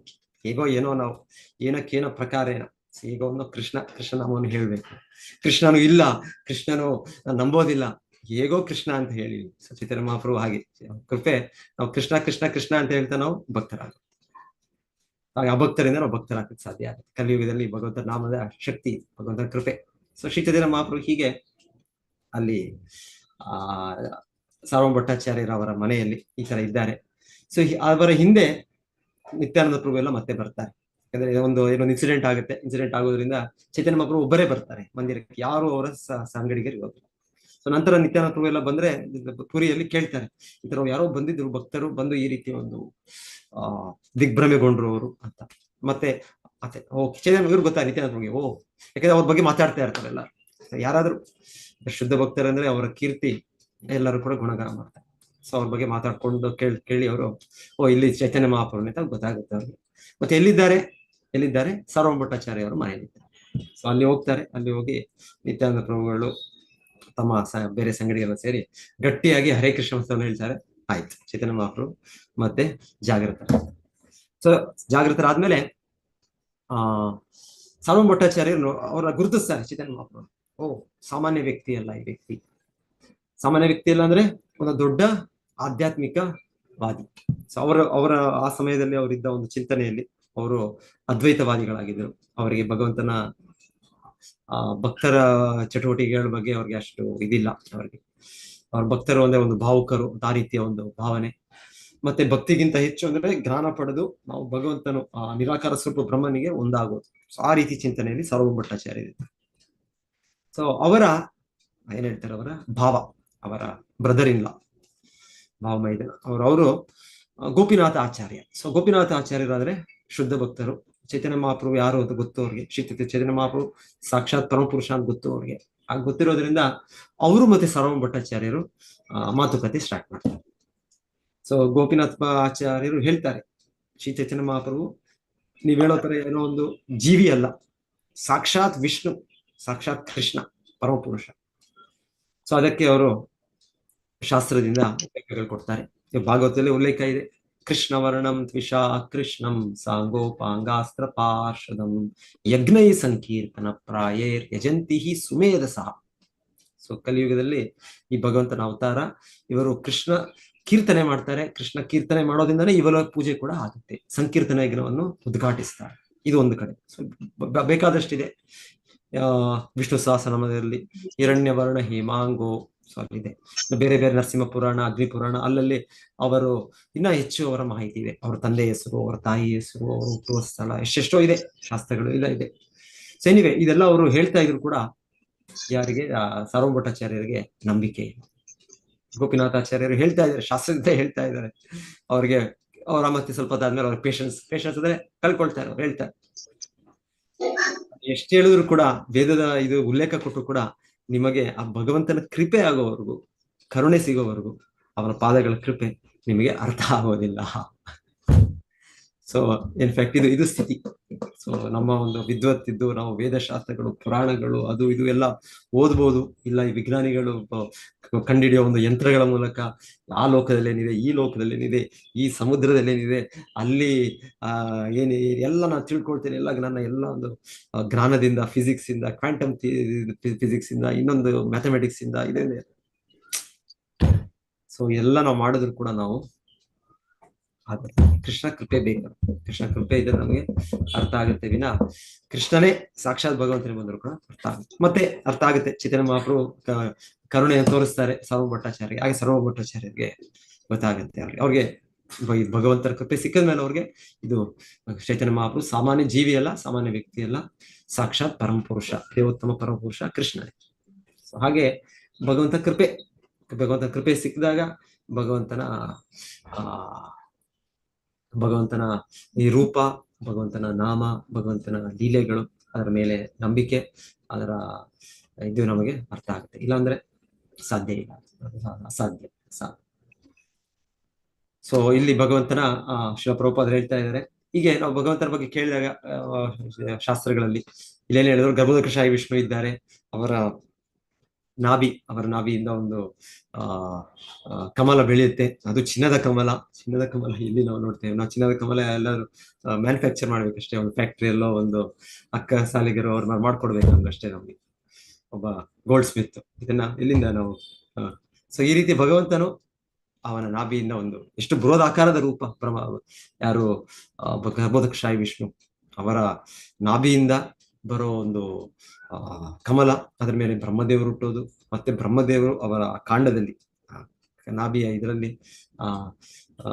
ತಾವರೆಯುಗನ ಕಾಂಡದಲ್ಲಿ ಎಲ್ಲ ಲೋಕಗಳನ್ನ ಸೃಷ್ಟಿ ಮಾಡೋದು. ಸೊ ಇನ್ನು ಎಷ್ಟು ದೊಡ್ಡ ಗಾತ್ರದ ರೂಪ ಇರಬೇಕು. ಸೊ ಇದೆಲ್ಲ ಕೇಳಿದ್ರೆ ನಮಗೆ ನಂಬಿಕೆ ಬರೋದಿಲ್ಲ. ನಾವು ನಾಸ್ತಿಕರ ಇದ್ರ ಪ್ರಪಂಚದಲ್ಲಿ ಇದ್ದೇವೆ. ಸೊ ಇಲ್ಲಿ ಹೇಳ್ತಾ ಇದ್ದಾರೆ, ಇಲ್ಲ, ಭಗವಂತನ ಈ ತರ ಅಸ್ತಿತ್ವ, ಭಗವಂತನ ಈ ತರ ಚಟುವಟಿಕೆಗಳು, ಅಸಾಧಾರಣ ಚಟುವಟಿಕೆಗಳು, ಅಚಿಂತ್ಯ. ಆಕ್ಚುಲಿ ಭಗವಂತನ ಸೃಷ್ಟಿ ಅಚಿಂತ್ಯ. ಪ್ರತಿಯೊಂದು ಅಣುವಲ್ಲೂ ಕೂಡ ಅಚಿಂತ್ಯವೇ. ಹೇಗೆ ಪ್ರತಿಯೊಂದು ಏನೊಂದು ಸ್ಥಿತಿಯಿಂದ ಇನ್ನೊಂದು ಸ್ಥಿತಿಗೆ ಬದಲಾವಣೆ ಆಗುತ್ತೆ. ಒಂದು ಬೀಜದಿಂದ ಒಂದು ಮರ ಬೆಳೆಯುತ್ತೆ. ಪ್ರತಿಯೊಂದು ಅಚಿಂತ್ಯ ಶಕ್ತಿ. ಆ ಬೀಜದಲ್ಲಿ ಹೇಗೆ ಭಗವಂತನು ಆ ರೀತಿಯ ಒಂದು ಪರಿಮಳ ಕೊಡುವ ಒಂದು ಹೂ ಬರುತ್ತೆ. ಆ ಒಂದು ವಿಷಯ ಒಂದು ಬೀಜದಿಂದ, ಇನ್ನೊಂದು ಬೀಜದಿಂದ ಮಾವಿನ ಮರ ಬರುತ್ತೆ. ಅದರಿಂದ ಅಷ್ಟು ರುಚಿಯಾದ ಹಣ್ಣು ಬರುತ್ತೆ. ಎಲ್ಲವೂ ಒಂದು ಭೂಮಿಯಿಂದಲೇ. ಭೂಮಿ ಒಳಗೆ ಏನಿದೆ, ರಾಸಾಯನಿಕ ಪದಾರ್ಥಗಳಿದೆ, ಆಮ್ಲಜನಕ ಇದೆ, ನೀರಿದೆ, ಈ ರೀತಿಯ ಐರನ್, ಮ್ಯಾಂಗನೀಸ್, ಫಾಸ್ಫರಸ್, ಈ ತರ ಬೇರೆ ಬೇರೆ ರಾಸಾಯನಿಕ ಪದಾರ್ಥಗಳಿವೆ. ಇದನ್ನ ಎಲ್ಲ ಸೇರಿಸಿ ಆ ಒಂದು ಇದಕ್ಕೆ ಜೀವಿಗೆ ಆ ಒಂದು ಜೀವಿ ಅದು ಒಂದು ಹೇಗೋ ಒಂದು ನಿದ್ದೆ ಮಾಡೋ ರೀತಿಯ ಜೀವಿ ಯಾವುದು, ಆ ಮರಗಳು, ಆ ಗಿಡಗಳು. ಸೊ ಆ ಜೀವಿಗೆ ಆ ಶಕ್ತಿ ಇದೆ ನೋಡಿ. ಹೇಗೆ ಶಕ್ತಿ ಇದೆ ಅಂದ್ರೆ ಅದರ ಕಮಲಗಳಲ್ಲಿ ಅಷ್ಟು ಸುಂದರವಾಗಿ ಬರುವಂತದ್ದು, ಅಷ್ಟು ಒಂದು ಸುಗಂಧವನ್ನು ಸೃಷ್ಟಿ ಮಾಡುವಂಥದ್ದು. ಆ ಸುಗಂಧ ಭೂಮಿಯಲ್ಲೇ ಇದೆ. ಸೊ ನಮಗೆ ಆ ರೀತಿ ಟೆಕ್ನಾಲಜಿ ಇಲ್ಲ. ನಾವು ಭೂಮಿಯಿಂದ ಹಾಕಿ ನಾವು ಒಂದು ಮೆಷಿನ್ ತಯಾರಿ ಮಾಡಿ ಅದೋಗಿ ಒಂದು ಹೂ ಬಂದ್ಬಿಡ್ಲಿ, ನಮಗೆ ಆ ಥರ ಆಗೋದಿಲ್ಲ. ನಮಗೆ ಇಲ್ಲಾಂದ್ರೆ ಭೂಮಿಯಲ್ಲಿ ಹಾಕಿ ಒಂದು ಮೆಷಿನ್ ಹಾಕಿ ಮತ್ತೆ ಅಲ್ಲಿಂದ ಒಂದು ಮಾವಿನ ಹಣ್ಣು ಬಂದ್ಬಿಡ್ಲಿ ಹೊರಗೆ. ಸೊ ನಮ್ಮ ಟೆಕ್ನಾಲಜಿ, ಭಗವಂತನ ಟೆಕ್ನಾಲಜಿ ಇದೆ, ತುಂಬಾ ಸೂಕ್ಷ್ಮ. ಭಗವಂತನ ಬುದ್ಧಿ, ಭಗವಂತನ ಈ ಸೃಷ್ಟಿ ಎಲ್ಲವೂ ಕೂಡ ನಿಗೂಢ ರಹಸ್ಯ. ಎಲ್ಲ ಅವರಿಗೆ ಅಚಿಂತ್ಯ ಶಕ್ತಿ ಇದೆ. ಸೊ ಅಚಿಂತ್ಯ ಶಕ್ತಿ ಇದ್ದು ಅವನು ಏನು ಕೂಡ ಹೇಗೂ ಕೂಡ ಮಾಡ್ಬೋದು, ಅವನು ಪರಮ ಜಾದೂಗರ, ಪರಮ ಯೋಗೇಶ್ವರ. ಯತ್ರ ಯೋಗೇಶ್ವರ ಕೃಷ್ಣ ಯತ್ರ ಪಾರ್ಥ. ಯೋಗೇಶ್ವರ, ಎಲ್ಲ ಯೋಗ ಸಿದ್ಧಿಗಳು ಎಲ್ಲವೂ ಕೂಡ ಅವನಲ್ಲಿ ಸಹಜವಾಗಿ ಇದೆ. ಅವನು ಸ್ವಾಭಾವಿಕಿ ಜ್ಞಾನ ಫಲ ಕ್ರಿಯಾಚ. ಇನ್ನೊಮ್ಮೆ ಭಾವಾರ್ಥ ಹೋದನ, ಇನ್ನೇನಾದ್ರು ನನಗೆ ನೆನಪಾಗ ಹೇಳ್ತೀನಿ. ಧ್ರುವ ಮಹಾರಾಜನು ದೇವೋತ್ತಮ ಪರಮ ಪುರುಷನನ್ನು ಸಂಪೂರ್ಣವಾಗಿ ಅರಿತಿದ್ದಾನೆ. ವೇದಗಳಲ್ಲಿ ಹೀಗೆ ಹೇಳಿದೆ, ಯಸ್ಮಿನ್ ವಿಜ್ಞಾತಿ ಸರ್ವಂ ಏವಂ ವಿಜ್ಞಾತಂ ಭವತಿ. ಯಸ್ಮಿನ್ ಅಂದ್ರೆ ಭಗವಂತನು, ಅವನನ್ನು ಅರ್ಥ ಮಾಡ್ಕೊಂಡ್ರೆ, ವಿಜ್ಞಾತೆ ತಿಳ್ಕೊಂಡ್ರೆ, ಸರ್ವಮೇವಂ ಎಲ್ಲವೂ ಕೂಡ, ವಿಜ್ಞಾತಂ ಭವತಿ ಎಲ್ಲವೂ ಕೂಡ ತಿಳಿಯುತ್ತೆ. ಭಗವಂತನ ಅಲೌಕಿಕವಾದ ನಿರ್ವ್ಯಾಜ ಕರುಣೆಯಿಂದ ಪಡೆದ ಜ್ಞಾನವು ಎಷ್ಟು ಪರಿಪೂರ್ಣವೆಂದರೆ ಆ ಜ್ಞಾನದಿಂದ ಭಗವಂತನ ಸಕಲ ಅಭಿವ್ಯಕ್ತಿಗಳು ತಿಳಿಯುತ್ತದೆ. ಧ್ರುವ ಮಹಾರಾಜನ ಸಮ್ಮುಖದಲ್ಲಿ ಕ್ಷೀರೋದಕಶಾಹಿ ವಿಷ್ಣುವು ಇದ್ದನು. ಸೊ ಅದಕ್ಕೆ ಧ್ರುವ ಮಹಾರಾಜ ನೋಡ್ತಾ ಇರೋದು ಕ್ಷೀರೋದಕಶಾಹಿ ಕ್ಷೀರಸಾಗರದಿಂದ ಅವತರಿಸಿ ಬಂದ ಕೃಷ್ಣಿಗರ್ಭ ಅವತಾರ. ಧ್ರುವನಿಗೆ ಭಗವಂತನ ಇನ್ನೆರಡು ರೂಪಗಳು, ಅಂದರೆ ಗರ್ಭೋದಕಶಾಹಿ ವಿಷ್ಣು ಮತ್ತು ಕಾರಣೋದಕಶಾಹಿ ವಿಷ್ಣು, ಮಹಾವಿಷ್ಣು ರೂಪಗಳು ತಿಳಿದಿದ್ದವು. ಸೊ ಅದು ಕೂಡ ತಿಳಿದೆ. ಸೊ ಧ್ರುವ ಮಹಾರಾಜರು ಅವರು ಎಲ್ಲವೂ ತಿಳಿದಿದೆ. ಜಗತ್ತಿನಲ್ಲಿ ಭಗವಂತನ ಈ ಮೂರು ಇದು ವಿಸ್ತರಣೆಗಳು, ಗರ್ಭೋದಕಶಾಹಿ ವಿಷ್ಣು, ಮಹಾವಿಷ್ಣು, ಕ್ಷೀರೋದಕಶಾಹಿ ವಿಷ್ಣು. ಭೌತಿಕ ಬ್ರಹ್ಮಾಂಡದಲ್ಲಿ, ಆಧ್ಯಾತ್ಮಿಕ ಜಗತ್ತಿನಲ್ಲಿ ಭಗವಂತನ ಲಕ್ಷಾಂತರ ಕೋಟ್ಯಂತರ ರೂಪಗಳಿವೆ, ಶಾಶ್ವತವಾಗಿ ಇವೆ. ಕೃಷ್ಣ, ರಾಮ, ನರಸಿಂಹ, ವರಾಹ. ಸೊ ಅದೆಲ್ಲ ವೈಕುಂಠ ಲೋಕದಲ್ಲಿ ಸದಾ ಇರುವಂತಹ ರೂಪಗಳು ಭಗವಂತನದ್ದು. ಕೆಲವೊಮ್ಮೆ ಭಗವಂತನ ವಿಸ್ತರಣೆಗಳಾಗಿ ಅವರು ಭೌತಿಕ ಬ್ರಹ್ಮಾಂಡಕ್ಕೆ ಬರ್ತಾರೆ. ಭೌತಿಕ ಬ್ರಹ್ಮಾಂಡದಲ್ಲೂ ಕೂಡ ಅವರ ಲೀಲೆಗಳು, ಅವತಾರಗಳು ನಡೆಯುತ್ತೆ. ಇಲ್ಲ ಅಂದ್ರೆ ಭೌತಿಕ ಬ್ರಹ್ಮಾಂಡದಲ್ಲಿ ಈ ಮೂರು ವಿಷ್ಣುಗಳ ರೂಪ ಯಾವುದು? ಮೊದಲು ಮಹಾವಿಷ್ಣು, ಮತ್ತೆ ಗರ್ಭೋದಕ ವಿಷ್ಣು, ಮೂರನೇದು ಕ್ಷೀರೋದಕ ವಿಷ್ಣು. ಸೊ ಈ ಮೂರು ವಿಷ್ಣು ರೂಪಗಳು ಪುರುಷ ಅವತಾರ ಅಂತ ಹೇಳಿ, ಪುರುಷ ಅವತಾರ. ಇವರೇ ಕಾರಣಕರ್ತರು ಈ ಸೃಷ್ಟಿಗೆ, ಇದರ ಒಂದು ಮೇಂಟೆನೆನ್ಸ್ ಮತ್ತೆ ಇದರ ಲಯ. ಸೊ ಇವರು ಈ ಮೂರು ರೂಪಗಳು. ಸೊ ಇವರು ಹೇಳೋದಿಲ್ಲಿ ಧ್ರುವ ಮಹಾರಾಜರು ಈ ಬೇರೆ ಎರಡು ರೂಪಗಳು ನಿನ್ನ ಪುರುಷ ಅವತಾರಗಳೇನಿವೆ ಅದ್ರ ಬಗ್ಗೆ ಕೂಡ ಹೇಳ್ತಾರೆ. ಬ್ರಹ್ಮ ಸಂಹಿತೆಯಲ್ಲಿ ಮಹಾವಿಷ್ಣುವಿನ ಬಗ್ಗೆ ಹೀಗೆ ಹೇಳಿದೆ, ಯಸ್ಯೈಕ ನಿಶ್ವಸಿತ ಕಾಲ್ಮತಾವಲಂಬಿ ಜೀವಂತಿ ಲೋಮ ವಿಲಜ ಜಗದಂಡನಾಥ ವಿಷ್ಣುರ್ ಮಹಾನ್ ಸಹಿಯ ಯಸ್ಯ ಕಲಾ ವಿಶೇಷ. ಸೊ ವಿಷ್ಣುರ್ ಮಹಾನ್ ಅಂದ್ರೆ ಮಹಾವಿಷ್ಣು. ಸೊ ಮಹಾವಿಷ್ಣು ಅವರ ಬಗ್ಗೆ ಈ ಶ್ಲೋಕ ಹೇಳೋದು. ಅವರು ಕಲಾ ವಿಶೇಷ. ಕಲಾ ಅಂದ್ರೆ ಸಂಸ್ಕೃತದಲ್ಲಿ ಭಾಗದ ಭಾಗ, ಅಂಶದ ಅಂಶ ಕಲಾ. ಏತೆ ಚಾಂಶ ಕಲಾ ಪುಂಸಂ ಕೃಷ್ಣಸ್ತು ಭಗವಾನ್ ಸ್ವಯಂ. ಸೊ ಅಲ್ಲಿ ಹೇಳಿದಾಗ್ಲೇ ಇಲ್ಲೂ ಕೂಡ ಹೇಳೋದು, ಈ ಮಹಾವಿಷ್ಣು ಅನ್ನೋದು ಕೃಷ್ಣನ ಅಂಶ. ಕೃಷ್ಣನ ವಿಸ್ತರಣೆ ಬಲರಾಮನ ವಿಸ್ತರಣೆ ವಸುದೇವ ಸಂಕರ್ಷಣ ಪ್ರದ್ಯುಮ್ನ ಅನಿರುದ್ಧ ಚತುರ್ವ್ಯೂಹ ರೂಪ, ಮತ್ತೆ ಎರಡನೇ ಸಂಕರ್ಷಣ ಮಹಾಸಂಕರ್ಷಣ ಅಂತ ಬರ್ತಾರೆ. ಸೊ ಅವರ ಮತ್ತೆ ಕಲಾ, ಅವರ ವಿಸ್ತರಣೆಯಾಗಿ ಮಹಾವಿಷ್ಣು. ಸೊ ಯಸ್ಯ ಕಲಾ ವಿಶೇಷ ಗೋವಿಂದಮಾದಿ ಪುರುಷಂ ತಮಹಂ ಭಜ. ಆ ಮೂಲ ಪುರುಷನಾದ ದೇವೋತ್ತಮನಾದ ಶ್ರೀಕೃಷ್ಣನನ್ನು, ಗೋವಿಂದನನ್ನು ನಾನು ಆರಾಧಿಸ್ತೇನೆ. ಸೊ ಧ್ರುವ ಮಹಾರಾಜಿಗೆ ಎಲ್ಲವೂ ಅರ್ಥ ಆಗ್ತದೆ. ಪ್ರತಿಯೊಂದು ಕಲ್ಪದ ಕೊನೆಯಲ್ಲಿ ಜಗತ್ ಪ್ರಳಯವಾದಾಗ ಪ್ರಪಂಚದ ಎಲ್ಲವೂ ಭಗವಂತನ ಇನ್ನೊಂದು ಅವತಾರವಾದ ಶೇಷನಾಗನ ತೊಡೆಯ ಮೇಲೆ ಪವಡಿಸಿರುವ ಗರ್ಭೋದಕಶಾಹಿ ವಿಷ್ಣು ದೇಹದೊಳಗೆ ಪ್ರವೇಶಿಸುತ್ತದೆ. ಸೊ ಭಗವಂತನ ಮಹಾವಿಷ್ಣು ಇದ್ದಾನೆ, ಮತ್ತೆ ಮಹಾವಿಷ್ಣು ಎಲ್ಲ ಬ್ರಹ್ಮಾಂಡದಲ್ಲಿ ಗರ್ಭೋದಕಶಾಹಿ ವಿಷ್ಣು ಆಗಿ ಪ್ರವೇಶಿಸ್ತಾನೆ. ಸೊ ಈ ಮೂರು ವಿಷ್ಣುಗಳ ರೂಪಗಳಲ್ಲೂ ಕೂಡ ಭಗವಂತನು ಶೇಷನಾಗನ ಮೇಲೆ, ಅವರು ತೊಡೆಯ ಮೇಲೆ ಭಗವಂತನು ಮಲಗಿದ್ದಾರೆ. ಹಾಗೆ ಅದು ಕೂಡ ಭಗವಂತನ ಇನ್ನೊಂದು ವಿಸ್ತರಣೆ. ಶೇಷನು ಕೂಡ ಭಗವಂತನ ವಿಸ್ತರಣೆ. ಸೊ ಈ ಎಲ್ಲ ರೂಪಗಳು ಧ್ರುವ ಮಹಾರಾಜರಿಗೆ ಅವ್ರಿಗೆ ಗ್ರಹಣೆ ಆಗ್ತಾ ಇದೆ. ಮತ್ತೆ ಅದು ಇದೇ ಒಂದೇ ಭಗವಂತನು, ಅದು ಇನ್ನೊಂದು ವ್ಯಕ್ತಿ ಅಂತ ಅಲ್ಲ, ಅದು ಇನ್ನೊಂದು ಅಭಿವ್ಯಕ್ತಿ ಅಲ್ಲ, ಅದು ಒಂದು ಭಗವಂತನ ವಿಷ್ಣು ತತ್ವವೇ. ಕೃಷ್ಣನೇ ವಿಷ್ಣುವೇ, ಬೇರೆ ನಾನಾ ರೂಪಗಳು ಇದ್ದಾರೆ. ಅವರು ಯಥಾರ್ಥ ಜ್ಞಾನವನ್ನು ಪಡಿತಾ ಇದ್ದಾರೆ. ಭಕ್ತರಲ್ಲದವರಿಗೆ ವಿಷ್ಣುವಿನ ನಾನಾ ಅವತಾರಗಳು ಮತ್ತು ಸೃಷ್ಟಿಗೆ ಸಂಬಂಧಿಸಿದಂತೆ ಅವರ ಸ್ಥಾನ ಮಾನಗಳೇನು ಎಂಬುದು ಅರ್ಥವಾಗದು. ಕೆಲವು ವೇಳೆ ನಾಸ್ತಿಕರು ಗರ್ಭೋದಕಶಾಹಿ ವಿಷ್ಣುವಿನ ನಾಭಿಯಿಂದ ಹೂವಿನ ಕಾಂಡವೊಂದು ಹೇಗೆ ಮೊಳೆಯಲು ಸಾಧ್ಯ, ಹೇಗೆ ಯಾರದ ದೇಹದಿಂದ ಹೂ ಬರುತ್ತಾ? ಬರೋದಿಲ್ಲ. ನಾವ್ ಯಾವ್ದು ಎಲ್ಲೂ ನೋಡಿಲ್ಲ, ಯಾವ ಈ ತರ ಅನುಭವನೇ ಆಗಿಲ್ಲ ನಮಗೆ. ಯಾರಾದ್ರೂ ಅವರ ನಾಭಿಯಿಂದ ಬಿಡಿ, ಯಾವ್ದೋ ಒಂದು ಭಾಗದಿಂದಾನೆ ಯಾವ್ದೋ ಒಂದು ಹೂ ಬೆಳೆದೋಯ್ತು, ಈ ತರ ಒಂದು ತಾವರೆ ಹೂ ಬಂತು. ಹೌದು, ಇದು ನಮ್ಮ ವಿಷಯದಲ್ಲಿ ಕರೆಕ್ಟ್. ಇದು ಅದೇ ಕೃಷ್ಣನ ವಿಷಯದಲ್ಲಿ ಏನು ಕೂಡ ಸಾಧ್ಯ. ಅವನ ಯಾವ ಭಾಗದ ದೇಹ ಭಾಗದಿಂದ ಏನು ಕೂಡ ಬರ್ಬೋದು, ಅವನು ಆಕ್ಚುಲಿ ಬ್ರಹ್ಮದೇವರು ಕೂಡ ಈ ತರ ಸೃಷ್ಟಿ ಮಾಡ್ತಾರೆ. ಗರ್ಭೋದಕಶಾಹಿ ವಿಷ್ಣು ಬಿಡಿ, ಬ್ರಹ್ಮದೇವರಿಂದನೇ ಎಲ್ಲ ಜೀವಿಗಳು ಬರೋದು. ಅವರ ದೇಹಕ್ಕೂ ಎಷ್ಟೆಷ್ಟೋ ಈ ರೀತಿಯ ಒಂದು ಶಕ್ತಿಗಳಿವೆ. ಅವರೇ ಅಲ್ಲದೆ ಇನ್ನ ಮನು ಇದ್ದಾರೆ, ಮತ್ತೆ ಪ್ರಜಾಪತಿಗಳಿದ್ದಾರೆ. ಸೊ ಇವರೆಲ್ಲರೂ ಕೂಡ ಆ ರೀತಿ ಶಕ್ತಿಗಳಿವೆ. ಅವರ ದೇಹದಿಂದ ಅವರು ಬೇರೆ ಬೇರೆ ಎಷ್ಟೋ ಜೀವಿಗಳನ್ನು ಸೃಷ್ಟಿ ಮಾಡ್ತಾರೆ. ಆದ್ರೆ ಅವೆಲ್ಲವೂ ಸೃಷ್ಟಿಯಾಗೋದು ಭೌತಿಕ ದೇಹಗಳು, ಮತ್ತೆ ಭೌತಿಕ ರೂಪಗಳು, ಮತ್ತೆ ಭಗವಂತನ ಶಕ್ತಿಯಿಂದ ಅವರು ಇದನ್ನೆಲ್ಲ ಮಾಡೋದು. ಅದು ಕೂಡ ನಮ್ಗೆ ಇವತ್ತು ಗ್ರಹಣ ಇಲ್ಲ. ಯಾರ್ಯಾರಿದ್ದಾರೆ ಬೇರೆ ದೇವತೆಗಳು, ಯಾರ್ಯಾರು ಪ್ರಜಾಪತಿಗಳಿದ್ದಾರೆ, ಯಾರ್ಯಾರು ಬ್ರಹ್ಮ ಹೇಗೆ ಸೃಷ್ಟಿ ಮಾಡ್ತಾರೆ, ಅದು ಕೂಡ ನಮ್ಗೆ ಅರ್ಥ ಮಾಡ್ಕೊಳ್ಳೋದು ನಮ್ಗೆ ಕಷ್ಟ. ನಮಗೆ ಇದೆಲ್ಲ ಆಕ್ಚುಲಿ ಭೌತಿಕ ಜಗತ್ತಿನಲ್ಲಿ ಆಗ್ತಾ ಇದೆ. ಅಂದ್ರೆ ನಾವು ಸ್ವಲ್ಪ ದೊಡ್ಡ ವಿಜ್ಞಾನಿಗಳನ್ನ ಇದೆಲ್ಲ ನಾವು ಅಟ್ಲೀಸ್ಟ್ ನೋಡ್ಬೋದು, ಇಲ್ಲಾಂದ್ರೆ ಇದೇ ರೀತಿ ಅನುಭವ ಪಡಿಬಹುದು. ಅದು ಕೂಡ ನಮ್ಗೆ ಅಸಾಧ್ಯ. ಇನ್ನು ಅದ್ರ ಮುಂಚೆ ಭಗವಂತನು ಇದು ಹುಟ್ಟಿಸ್ತಾ ಇರೋ ಬ್ರಹ್ಮ, ಅದನ್ನೇ ತಿಳಿಯುತ್ತೆ ನಮ್ಗೆ. ಒಂದು ರೀತಿಯಲ್ಲಿ ಇವಾಗ ನನ್ನ ಅಸ್ತಿತ್ವ ಇದೆ, ನನ್ನ ತಂದೆಯ ಬಗ್ಗೆ, ನನ್ನ ತಾಯಿಯ ಬಗ್ಗೆ ನನಗೆ ಎಷ್ಟು ಮಾಹಿತಿ ತಿಳಿಯುತ್ತೆ. ಯಾಕಂದ್ರೆ ಆ ಸಮಯದಲ್ಲಿ ನಾನಿಲ್ಲ. ಅವರ ಹಿಂದೆ ಅವರ ಪೂರ್ವಜರ ಹೇಗೆ ನನಗೆ ಗೊತ್ತಾಗೋದು, ಅವರ ಹಿಂದೆ ಹೇಗೆ ಗೊತ್ತಾಗೋದು. ಸೊ ವಿಧಾನ ಒಂದೇ. ವಿಧಾನವು ಅವರೋಹ ಪಂಥ. ಸೊ ಈ ಹಿರಿಯರು, ಅನುಭವ ವ್ಯಕ್ತಿಗಳು ಹೇಳೋದ್ರಿಂದ ನನಗೆ ಅವರ ಬಗ್ಗೆ ತಿಳಿಯೋದು ಸಾಮಾನ್ಯವಾಗಿ ಕೂಡ.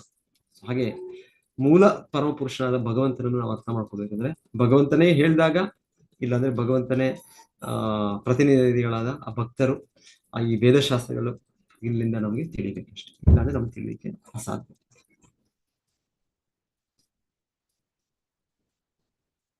ಶಾಸ್ತ್ರಗಳಲ್ಲಿ ಹೇಳಿರುವುದೆಲ್ಲ ಕಟ್ಟುಕತೆ ಎಂದು ಅವರು ಭಾವಿಸುತ್ತಾರೆ. ಪರಮಸತ್ಯನ ಬಗೆಗೆ ಅನನುಭವ ಹಾಗೂ ಪ್ರಾಮಾಣ್ಯವನ್ನು ಒಪ್ಪಲು ಮನಸ್ಸಿಲ್ಲದಿರುವುದು. ಈ ಕಾರಣದಿಂದಾಗಿ ಅವರು ಹೆಚ್ಚು ಹೆಚ್ಚು ನಾಸ್ತಿಕರಾಗುತ್ತಾ ಹೋಗುತ್ತಾರೆ.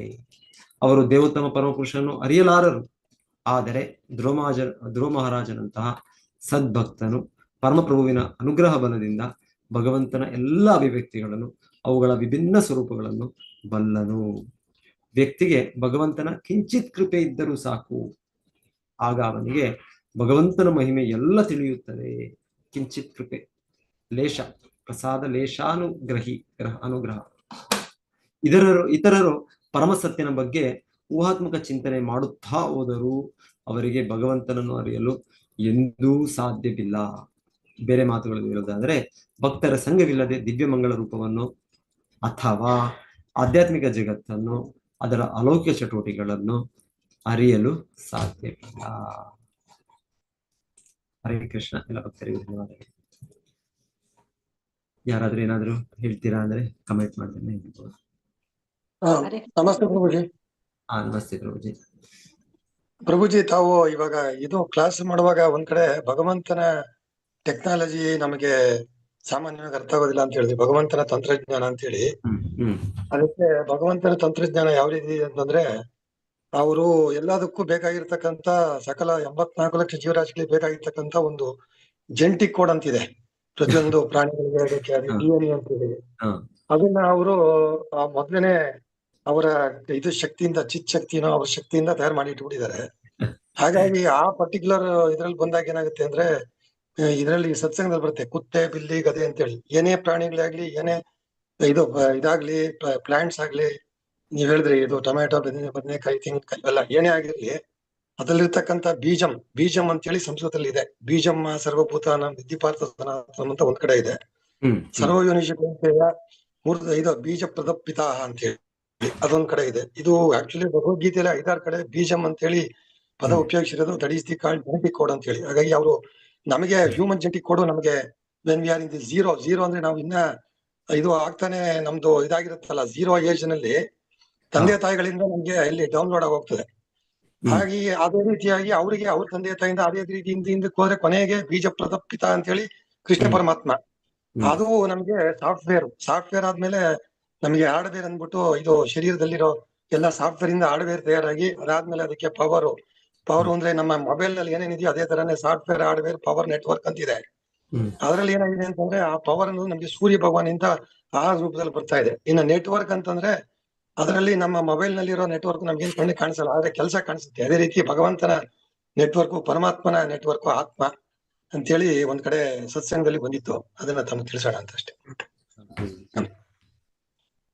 ಭಗವಂತನ ನೆಟ್ವರ್ಕ್ ಸರ್ವವ್ಯಾಪಕ ಎಲ್ಲ ಕಡೆ ಇದೆ. ಎಲ್ಲೂ ಕೂಡ ಸಿಗ್ನಲ್ಸ್, ಇಲ್ಲಿ ಮೊಬೈಲ್ ಸಿಗ್ನಲ್ ಹೋಗ್ಬಿಡುತ್ತೆ, ಸ್ವಲ್ಪ ಬರುತ್ತೆ ಹೋಗ್ಬಿಡುತ್ತೆ, ಅದಕ್ಕೆ ಯಂತ್ರಗಳು ಫೇಲ್ಯೂರ್ ಆಗುತ್ತೆ. ಭಗವಂತನ ನೆಟ್ವರ್ಕ್ ಫೇಲ್ಯೂರ್ ಆಗೋದಿಲ್ಲ. ಧನ್ಯವಾದಗಳು.